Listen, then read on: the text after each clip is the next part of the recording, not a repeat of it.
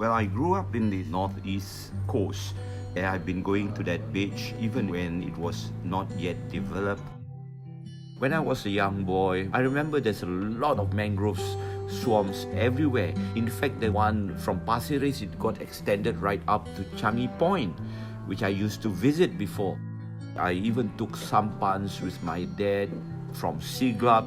We pedal right up to Pasir Ris to Changi Point doing fishing, and we can see these mangroves. I used to even roam the swamps before. It's quite a big area there. I used to go cycling there, and at times even used to go and play soccer there. Pasir Ris means white sand in Malay. The name refers to the white sandy beach that stretches along the northeast coast of Singapore. It was a low-lying area with kampongs and villages before it was redeveloped into a residential area. People usually go to the park for barbecue, jogging, or cycling. The mangrove forest at Pasir Ris Park, very interesting. Very big, I think it's what, 5-6 hectares of mangrove there. The mangrove was rich in wildlife that I had never seen before then, like the api-api trees and mudskippers. It is simply not an experience that we would have when we go about our regular daily lives in the city.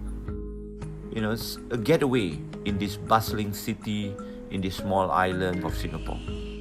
One of the favorite animals, the crabs, and then you have the mudskippers, including fish.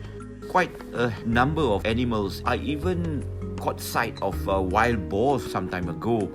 I love bird watching, and in fact, in the mangrove park, there is a bird watching tower. I've been up there. Just don't visit at night if the tower is said to be haunted.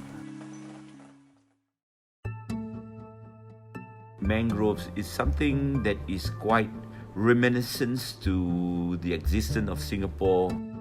As we learn and we are well aware now about the ecological system or the ecological changes. We understand mangrove, it helps with the flooding. It's a refuge for animals as well. The mangroves do serve a practical purpose. The mangrove trees prevent the loss of land caused by soil erosion, as well as prevent floods by creating a buffer between land and sea. In addition, forests are able to curb our carbon emissions, which is invaluable in light of the recent climate change. It's a learning place for children to be associated with what Singapore has evolved, how Singapore has evolved from previous years, what we were before until how developed Singapore is. This enclave of mangrove brings some educational value to us, especially for our young ones.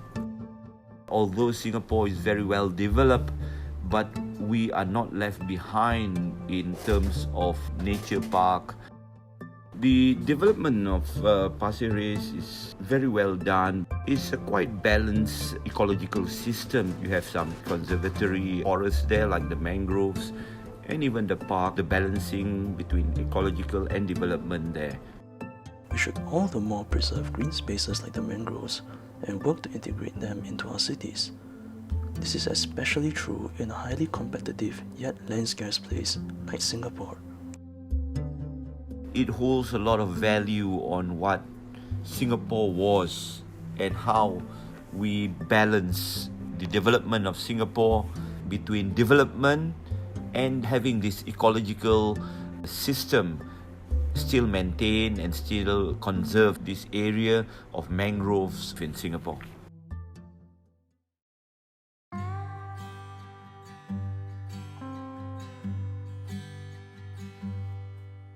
Tonight I'm gonna be